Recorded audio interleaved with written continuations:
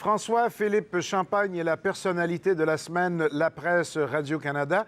C'est qu'il fait partie de la liste des Young Global Leaders, ou si vous préférez, les jeunes chefs de file du monde, nommés au Forum économique mondial à Davos plus tôt cette année. Ce sont des gens de moins de 40 ans. Ils sont 200 ou à peu près, choisis parmi 5000 candidats. Vous pourrez lire demain dans la presse le portrait de Anne Richer, qu'elle fait de François-Philippe Champagne, que je rejoins ce matin à Londres. Bonjour, M. Champagne. Bonjour, M. Lemieux. Merci de m'avoir invité. Ça me fait plaisir, d'autant plus que vous êtes la personnalité de la semaine. Dites donc qu'on vous a choisi dans cette liste très sélecte. Pourquoi, au juste? Bien, j'imagine que ce qui a retenu l'attention, c'est mon profil international. J'imagine le rayonnement du Québec et du Canada à l'étranger a toujours fait partie de ma mission. Et j'imagine que la presse a vu là-dedans un élément intéressant pour souligner ma candidature. Oui, la presse, oui, mais pour ce qui est du sommet de Davos, c'est un club très sélect, 230 élus sur 5000 candidats. Vous êtes avocat. Est-ce que c'est parce que vous êtes un des 230 meilleurs avocats au monde? Non, certainement pas. Je ne prétendrais pas ça. C'est plutôt, je pense, c'est par mes connaissances en matière d'énergie, d'environnement, de technologie verte. Et puis, c'est un message d'engagement social. Vous savez, ça fait bien des années que je m'engage socialement. Et c'est un club de gens qui s'impliquent, qui veulent faire avancer les choses, tant au niveau artistique, économique, social. Et finalement, ils ont pensé que je pouvais faire partie de ce club-là. Si vous êtes à Londres, c'est que vous êtes directeur du développement stratégique et acquisition d'une grande firme de génie conseil international à MEC. Mais pour arriver à Londres, vous avez eu un parcours particulier, parti de Trois-Rivières. Vous êtes passé par l'Ohio, l'Italie, la Suisse. Maintenant, vous êtes à Londres. Toujours dans le génie conseil ou au contraire, toujours en faisant avancer vos idées vertes et autres dans différents domaines? Bien, écoutez, j'ai eu une carrière, comme vous l'avez dit, d'avocat pendant plusieurs années. Maintenant, je suis passé chez AMEC, qui est un leader mondial dans le génie conseil. Et avec mes connaissances en environnement, en matière d'énergie, je suis dans une position assez stratégique pour voir ce qui se passe dans le monde.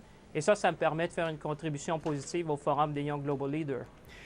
Anne Richer, dans le très beau portrait qu'elle fait de vous, qu'on va pouvoir lire demain dans la presse, parle de vous comme d'un Canadien errant. Bien, écoutez, c'est intéressant.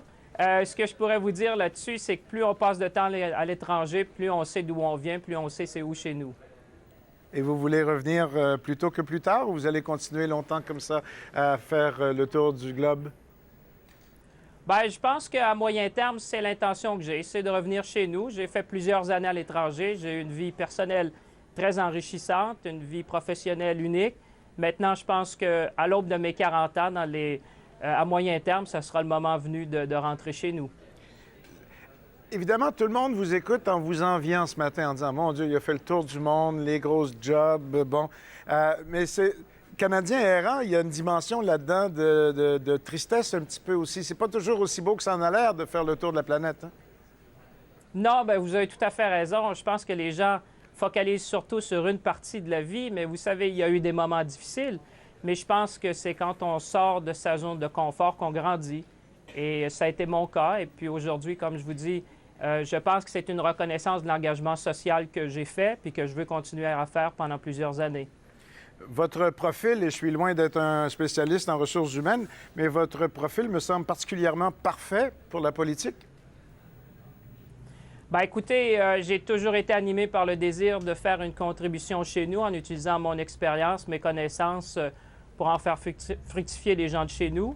Et tant que la flamme m'animera, ça sera mon intention un jour de servir, peut-être dans une capacité publique. En tout cas, de revenir avec cette étiquette qu'on vient de vous apposer cette année de Young Global Leaders, des jeunes de 40 ans, chefs de file du monde. C'est une bonne carte de visite pour revenir au pays, pour dire « me revoici ». Et si quelqu'un veut bien de moi en politique, moi, je suis disponible. Ça me semble être un scénario presque écrit d'avance, non?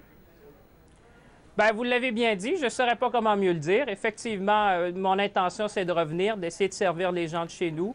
De quelle façon, à quel moment, l'avenir le dira. Mais la flamme est toujours là. Et puis, le moment venu, bien, on aura la chance de se revoir. En attendant, profitez bien de Londres. François-Philippe Champagne, personnalité de la semaine, la presse Radio-Canada. Félicitations encore. Merci de nous avoir parlé ce matin. Merci à vous. Bonne fin de journée. Au plaisir.